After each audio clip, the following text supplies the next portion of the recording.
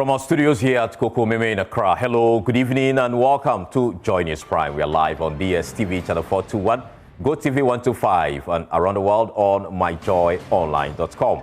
I am Carlos Kaloni. And I am Faustina Safa. Tonight, the Electoral Commission releases date for a rerun of the Kpandai constituency parliamentary election after the Tamale High Court ordered a repeat within 30 days. We have reactions here on Joy News Prime. Also tonight, Majority Leader Mahama Yariga and Chief Whip Roxanne Nelson Dapama draft a private members bill to repeal the OSP Act and abolish the office of the special prosecutor. We'll hear from President Mahama, who has rejected calls to scrap the office of the special prosecutor, describing it as premature. Also tonight, government withdraws controversial lithium mining deal from Parliament ahead of changes to laws on royalties. We'll hear from some chiefs in Ewoya who are unhappy with the withdrawal of the lithium deal. This is Joy News. We are your home of independent, fearless and credible journalism. It's a good time to take a seat and please be our guest.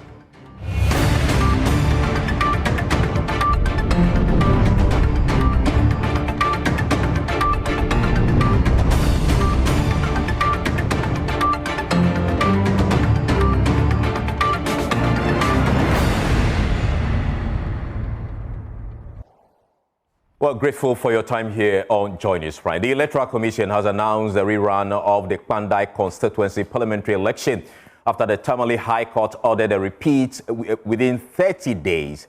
The court ruling came on 24th November 2025, and the Clerk of Parliament notified the Commission on the 9th December 2025 that the seat was vacant. The EC will hold a rerun on 30th December 2025, limited to the 3 candidates who contested the 2024 election. Now, the notice was issued in a press release by the Deputy Director of the Electoral Commission's Research, Monitoring and Evaluation Department, Fred Tete. Well, here are details of that statement on your screen, and it reads: the Electoral Commission wishes to inform the general public that following the Tamale High Court's ruling on Monday, 24th November 2025, ordering a rerun of the Kpandai constituency parliamentary election within 30 days and upon receipt of a letter from the Clerk to Parliament on Tuesday, 9th December 2025, formally notifying the Commission of the occurrence of a vacancy in the membership of Parliament, the seat of the constituency in Parliament has become vacant. The Electoral Commission will hold a rerun of the parliamentary election in the Kpandai constituency on Tuesday, 30th December 2025. The rerun of the Kpandai constituency parliamentary election will be conducted for only the 3 candidates who contested the 2024 parliamentary election in the said constituency. Well, earlier, lawyers for NDC's Kpandai candidate Daniel Nsala Wakpal filed a contempt application at the Tamale High Court against the Electoral Commission for actually failing to organize the rerun after being served with a court ruling.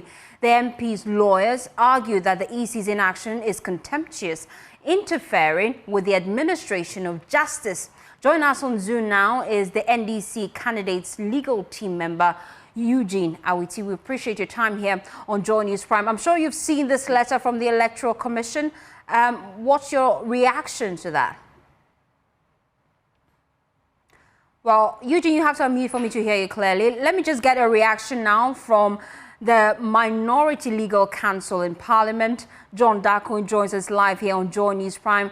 John Darko, I'm sure you've seen this letter from the Electoral Commission. What's the initial reaction of the minority in Parliament? Well, I mean, I just heard about it, and I also saw it on your screen right now. We will look at it and advise our thoughts. But I believe that the Electoral Commission is wrong, and this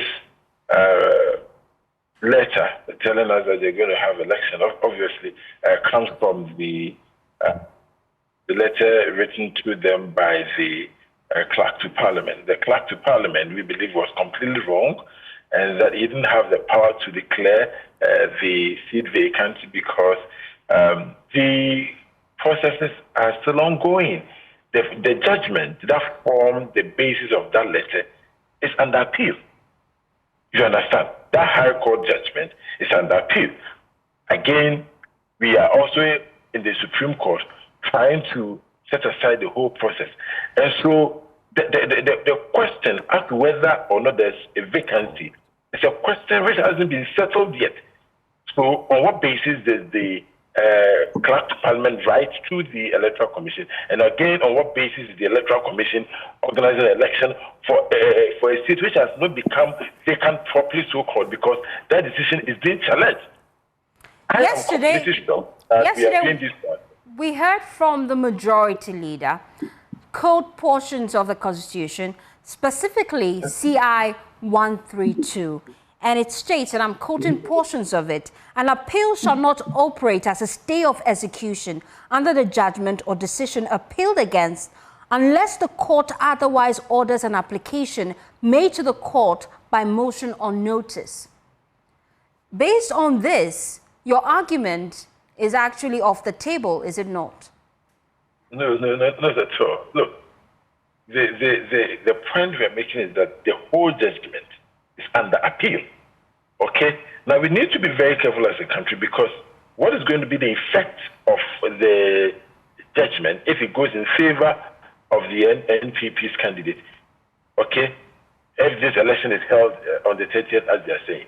If the election is held on the 30th, and then a week or two later, the judgment comes and says that the High Court judgment got it wrong, and that judgment should be overturned, then what happens? So I'm saying that from the appeal processes, the question as to whether there is vacancy for to organize elections, okay, it's not settled. That question is not settled because of the appeal processes. Because why can't we finish the appeal, and then after that, then it will be certain that, okay, a vacancy has occurred. Because right now, I believe that by reason the appeal, we're not even talking about the investigation here, by reason of the appeal, the stay, okay, by reason of the stay, you take the stay out, there is no vacancy for the, as it were, the clerk to Parliament to write to the Electoral Commission that there is a vacancy, for which basis the Electoral Commission will write to say that it's going to organize another election. There is no vacancy, because that court's decision, okay, to act in terms to vacate his seat, is being challenged. It's being challenged. It means that there's no certainty. And that's the point. And I believe that if we're going to spend a lot of money and resources, and sometimes, and I'm saying sometimes, because of the nature of this, even risk life, to go and conduct an election, which is likely to be set aside by a court, then there's no point, there's no reason for us to run. Okay. Thank you so much, John Darko. He is Minority Counsel. Let me bring in Eugene Awiti. He is a member of the legal team for the NDC candidate for Kpandai. We appreciate your time here on Joy News Prime. I'm sure you've seen this letter from the Electoral Commission. You earlier filed an application at the Tamale High Court seeking the court to file an application citing the EC for contempt. What's your initial reaction to this letter from the Electoral Commission?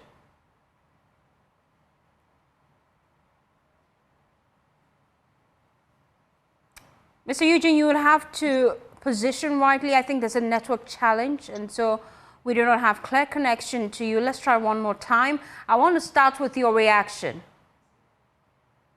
Yes, I can hear you. Can you hear me? Loud and clear now. Thank you for having me. If I heard you correctly, you wanted to know, can you repeat the question again? I wanted to know your reaction to the EC's publication. You filed an application at Tamale High Court. You wanted the EC to be cited for contempt for ignoring the orders of the court. Now that the EC has acted, what is your next line of action? Okay, so good evening once again, and thank you for having me. And good evening to your cherished listeners and viewers. So like I said earlier, it is progress, but that is just a publication of intent. We have filed an application before the court, basically alleging that the Electoral Commission is in contempt of the orders of the High Court. That application will be held on the 23rd of December, 2025. So until the Electoral Commission can show that they have complied with the orders of the court, they are in breach of the orders of the court. Now, this is, like I said, an application, and a publication of intent. It remains to be seen whether on the 30th they will actually organize a rerun or otherwise. They will have to now appear in court, file an affidavit in opposition, and show cause why they should not be cited contempt. So you're not withdrawing your case? We are not withdrawing our case because we've not seen any concrete activities on the ground. We've just heard a publication indicating that the elections will be organized on the 30th of December. I mean, it is progress, and let's not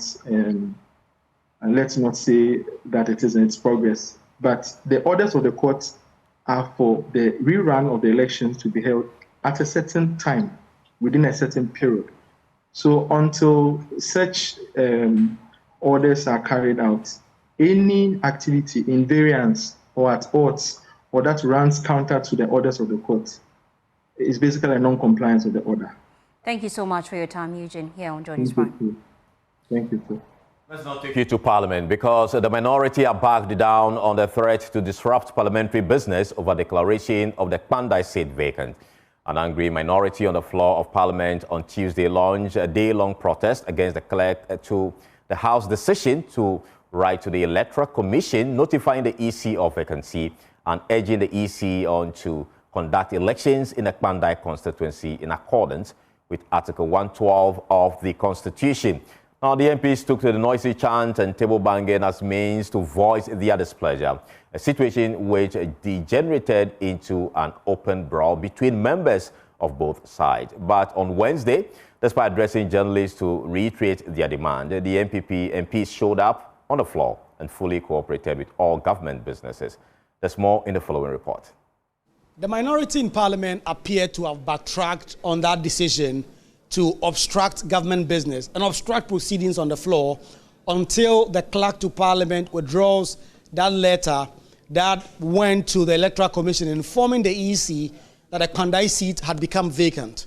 Our audience may well remember the very chaotic scenes on the floor of Parliament on Tuesday when the minority vowed that government business was not going to proceed until the Electoral Commission, that letter that had gone to the EC from Parliament, was withdrawn.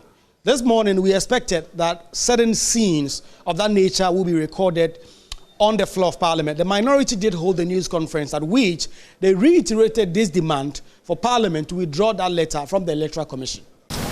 We defer any action until the appellate process is conclusively complete, respecting the precedent set across decades.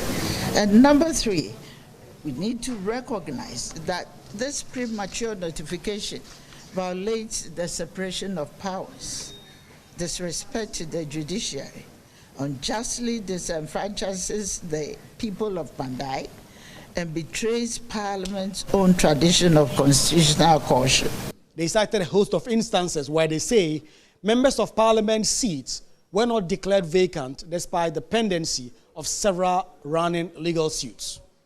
In the case of Samuel Nyemikan of Wellensi, after the High Court voided his election, he filed an appeal. What did this House do? It continued to recognize him as a sitting MP throughout the entire appeal process. The seat was only declared vacant after the Court of Appeal delivered its final judgment. In the case of Eric Amwating of Nkranza South, detained abroad on serious charges, this House resisted calls to declare his seat vacant while his legal status was unresolved. Vacancy occurred only upon his own properly executed resignation. In the case of Danawodapi of Keta, convicted and sentenced to 10 years imprisonment, this House did not treat the conviction as an automatic trigger. Well, despite all these concerns, the minority still showed up on the floor. They did sit-in throughout, assisting the government side transact numerous government business and going ahead to deal with bills, lay new bills, and a host of other transactions, all with several minority MPs still on the floor. In the coming days, we'll get to see whether or not the minority will devise new plans and new strategies to press home that demand that the Kpandai seat has not become vacant and the Electoral Commission should not conduct a by-election. Reporting for Joy News, Kweku Asante, Parliament House, Accra. While still in Parliament, following chaotic scenes yesterday where some ministers exchanged heated words over the Kpandai seat vacancy declaration, many Ghanaians say they are disappointed and embarrassed by the conduct of leaders they expect to uphold dignity and decorum. In fact, I feel embarrassed and I feel ashamed that people we describe as honorable members are the ones engaged in this kind of activities. In fact, each and every one of us are qualified to be in Parliament, but we have given our mandate to these elected individuals to represent us, make laws in the interest of the citizens and the nation. And the motive behind voting for them are not what they go there to display to be true. They have better ways to communicate it or get it resolved rather than the kind of behavior they portray in Parliament yesterday. In fact, yesterday I felt ashamed being a Ghanaian. These are leaders that we look up to, so that we, the young ones, come in, we'll be able to, hold the mantle.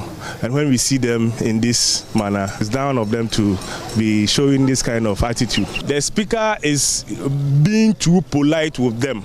He has to stand on his feet, and they have to know what kind of speaker he is, so that whenever that anything comes into their mind, they will think about the speaker before taking any action.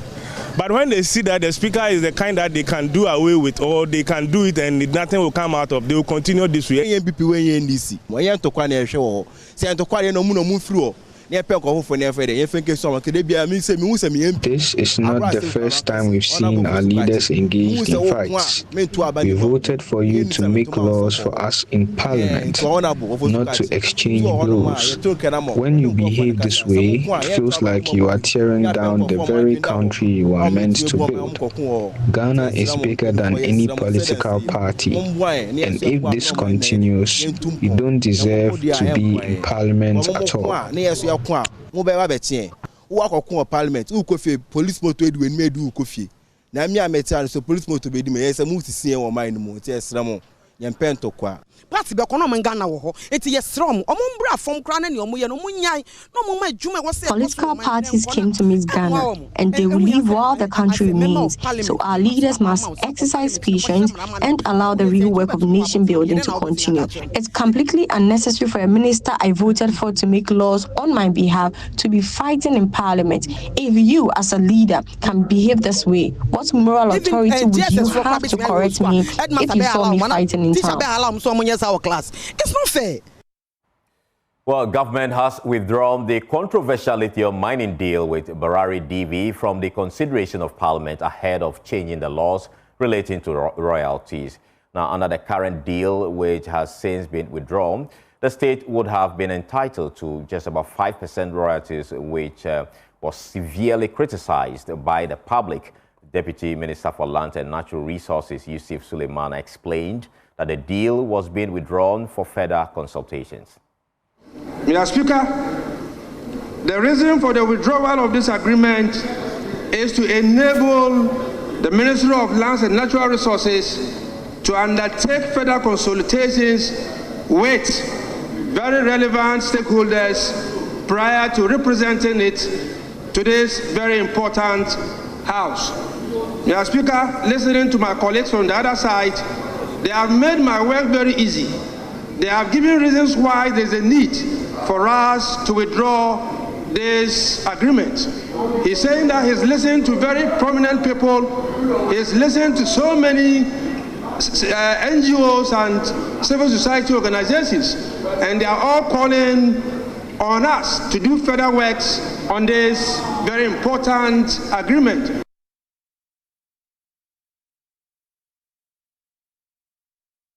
Well, NPP MP for Kaikwe Central Patrick Boama criticized government for rushing to put the deal before Parliament despite long-standing concerns. You've gone around to listen to experts in the industry. What did you do in the first place? You didn't consult anybody. you came here, we told you that you brought a wrong agreement that was not in the best interest of Ghana. And you said you had the numbers. So you pass. You pass it. We had our say. And you wanted your way. And you are back here to withdraw. Sule, why would you go with it if it's in the best interest of the country? We told you so. But Majority Leader Mahama Yariga shot back, insisting the withdrawal will rather ensure that the country gets a better deal when it is subsequently returned to the House. Why are we withdrawing this agreement? We are withdrawing this agreement because there is a proposal coming back to this House for us to review generally the royalties for our natural resources. For instance, as we speak, gold prices have soared, they are very high, but we are still collecting very low rates of royalties. So the proposal is to change and structure our entire royalties regime to be pegged to world market prices of the minerals.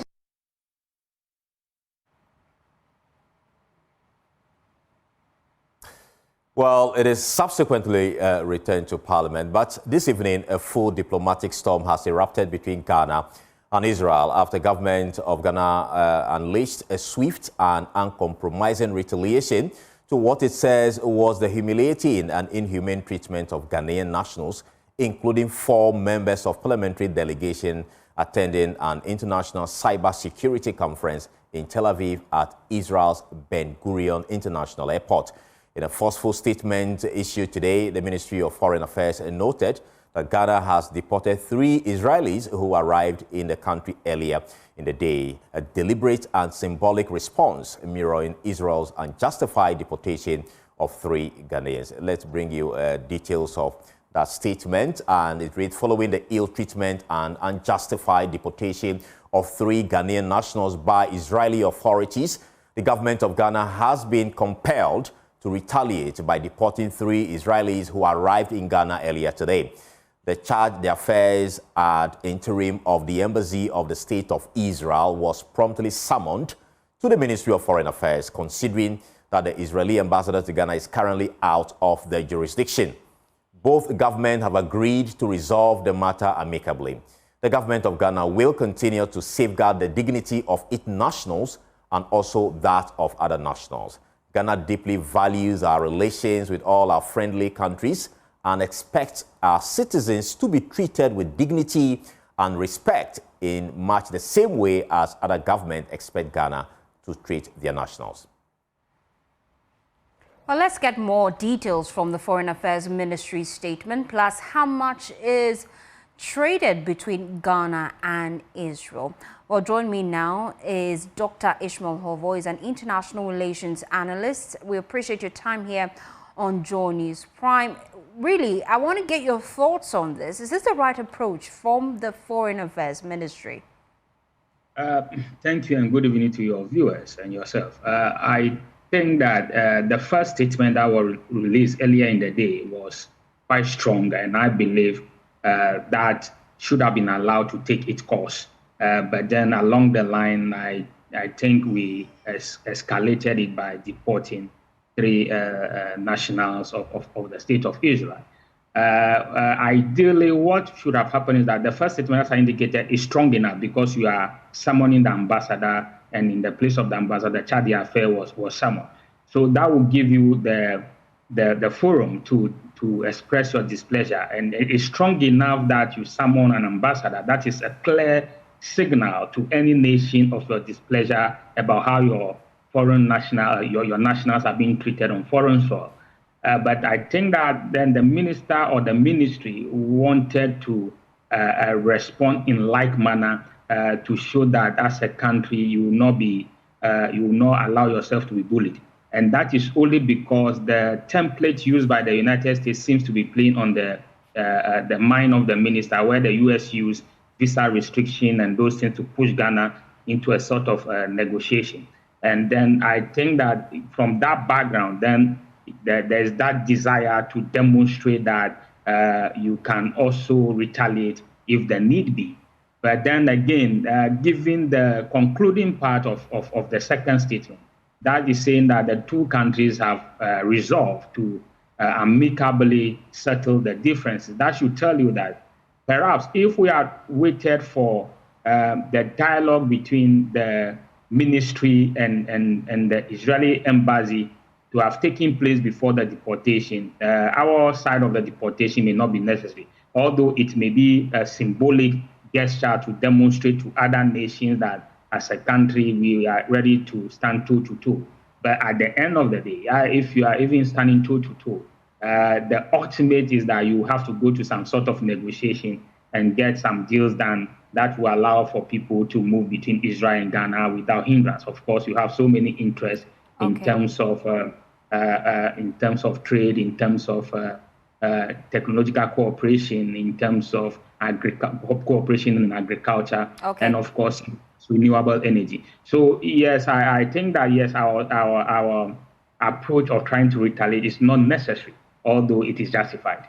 Thank you so much, Dr. Ishmael Hovo, for your time here on Joy News Prime. Well, we'll take a short break. We'll return with more. Please stay.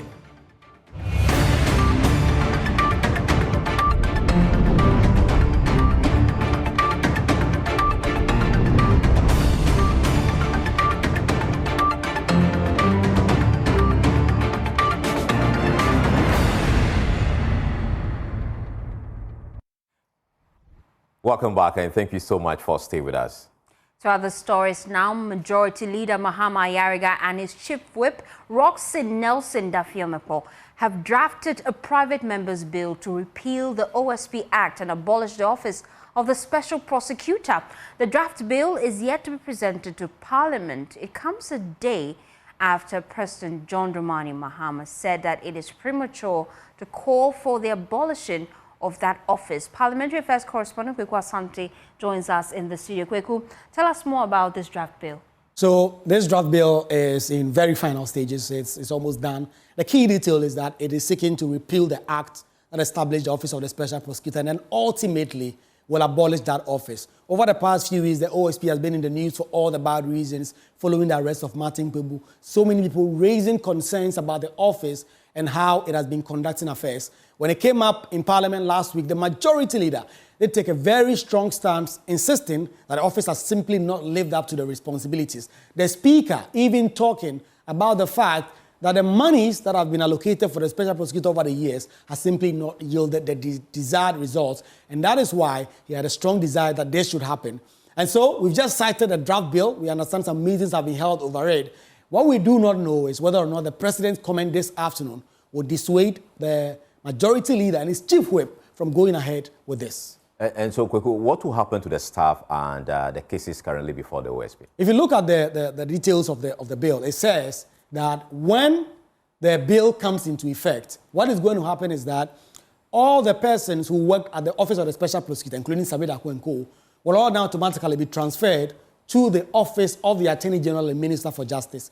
Every case that is currently being done by the OSP will also go to the AG. Investigations and other matters will all be transferred to the Attorney General's Department to be continued, and prosecution decisions will be made on them. So that is in terms of that. The liabilities, the assets, everything that the OSP has will all go to the Attorney General's Department. It has not been laid on the floor yet as we speak, and it's like the conversation that I had with one person very familiar with how these things are being worked on was that the leadership are very firm in their mind that this is something that must be done, and that is why they are coming by way of private members' bill. However, we'll get to see whether or not the President's comment today will dissuade the Majority Leader and his Chief Whip. For Stephen Carlos. Thank you so much, Kweku Asante. Meanwhile, President John Dramani Mahama says it is premature to call for the closure of the Office of the Special Prosecutor. During a courtesy visit by the National Peace Council, it urged that the office be given more time to operate, while also encouraging the OSP to accelerate some of its investigations and demonstrate its continued relevance to the public. I do enjoy prosecuting people, but I mean, the people of Ghana will not forgive us if people develop impunity in terms of abusing the trust that people have put in them. And so that's why we're resourcing the Economic and Organized Crime Office and the other anti-corruption institutions, including the Office of the Special Prosecutor, and recently there have been some controversy with the Office of the Special Prosecutor. I think it's premature to call for the closure of that office. The unique thing about that office is it is the only anti-corruption agency that has prosecutorial powers to be able to prosecute themselves without going through the Attorney General. And so people had mistrust with the Attorney General because the Attorney General normally is a member of government and is a minister of state. And so they believe that the Attorney General will be very reluctant to prosecute his own. But if there's an independent office like the Office of the Special Prosecutor, it won't matter who you are because they have security of tenure and they have prosecutorial powers, whether you're a member of government or you're a member of a previous government or you are anybody who has, misappropriated public funds. They have the law is behind them to be able to prosecute you. So I think we should give them a little time. Of course, people want to see, more prosecutions and more results. And so I'll just urge the OSP to speed up, some of these investigations and, show people that the office is still very relevant.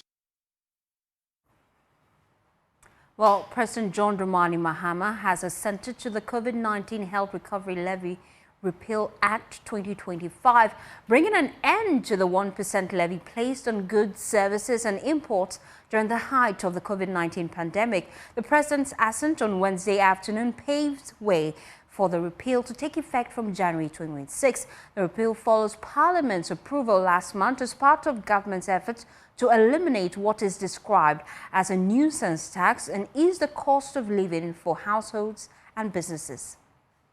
Purported to provide free water, free electricity, free food, and a lot of things.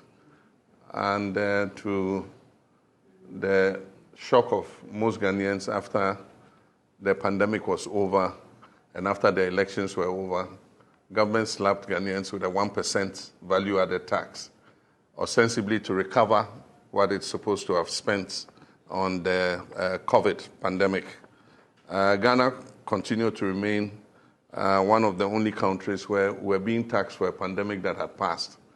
And so during the election, we promised that when the NDC comes to power, the COVID levy is one of those who repeal. A lot of Ghanaians have disliked this tax, and today I'm pleased that on the 10th of December 2025, I've signed the repeal act to remove the 1% COVID levy. From the presidency, let's head to the Supreme Court because it has struck out an application by Nana Appiah-Mensah, popularly known as Nam1, seeking to overturn decisions by both the Court of Appeal and the High Court in its ongoing criminal trial. This comes after the Court of Appeal earlier rejected his bid to halt the High Court proceedings, prompting him to escalate the matter to the Apex Court, which has now also declined to grant relief. Fatau Bayaga has more in the following report.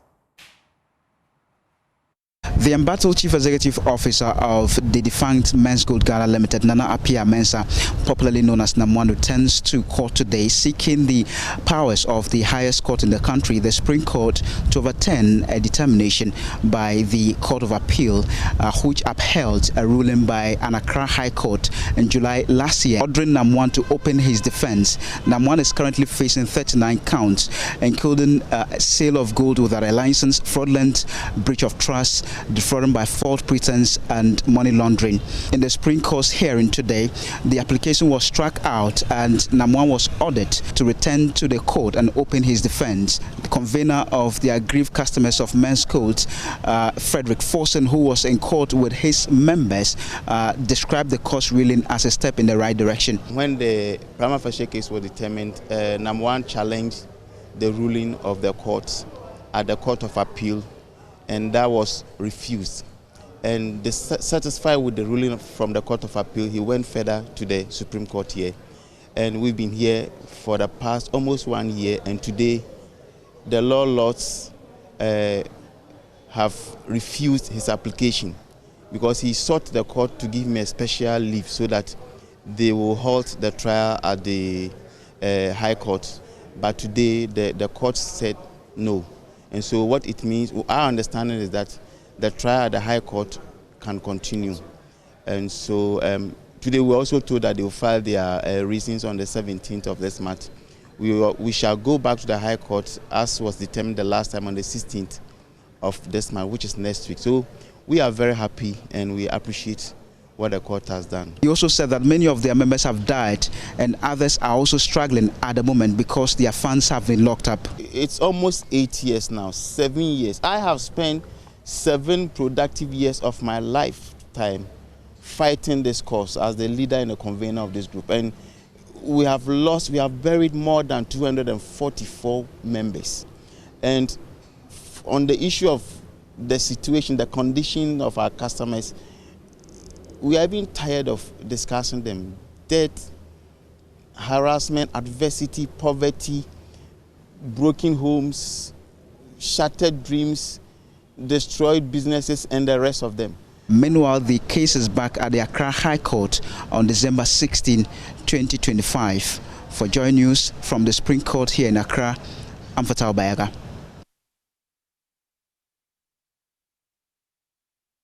While away from that, mental health services in Kumasi and its environs have received a boost with the commissioning of a $2 million mental health and wellness center in Wedi, a suburb of Kumasi. The KGL Eve Medical Center, built through a partnership between the Eve Foundation under the patronage of the wife of the Asantehene, Lady Julia Noseitu, and the KGL Foundation, will expand access to specialized mental health care across the Ashanti, Bono, and northern regions of Ghana. There's more in the following report by Clinton Yeboah. Mental health service in Ghana has been marred with treatment gaps from stigma, cost, and dedicated infrastructure. The Chief Executive Officer of the Ghana Mental Health Authority, Dr. Eugene Kobler, confirms that treatment gaps are widening. More than 1 in 5 people live with a mental health condition at any given time, yet the treatment gap remains very high. Access challenges, stigma, limited mental health infrastructure, shortage of trained mental health professionals are all widening this gap. We remain profoundly grateful to His Majesty Otumfuo, Her Royal Highness Lady Julia, for this visionary support.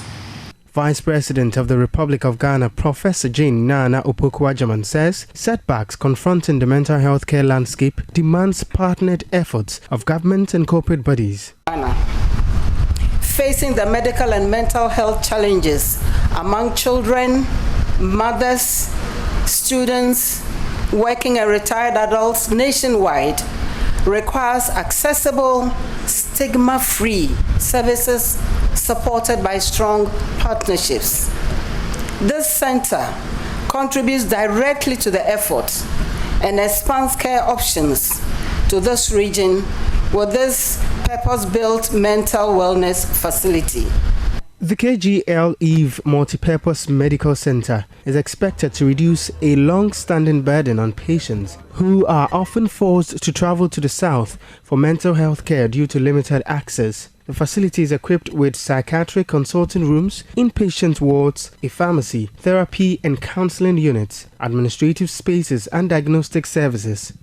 Co-founder and patron of the Eve Medical Foundation, Her Royal Majesty Lady Julia Noseitu, says the facility mirrors a 3-pillar vision to ensure an all-inclusive patient's treatment. It is time to let go of the stigma and the shame. The vision of the KGL Eve Medical Center is therefore built on 3 pillars. Accessibility, that support must be available where people live, study, and work.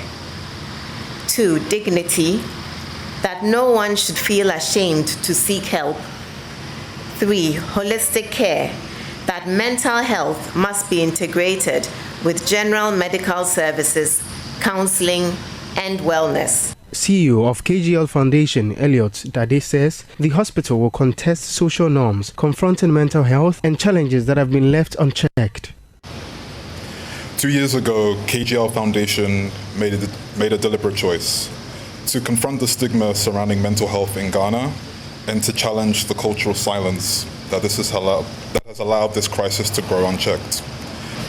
This hospital exists because we finally refuse to accept a future where 10% of Ghanaians suffer silently, while only 2% receive healthcare. For Joy News, my name is Clinton Yabwa. Well, showbiz is up next. Stay.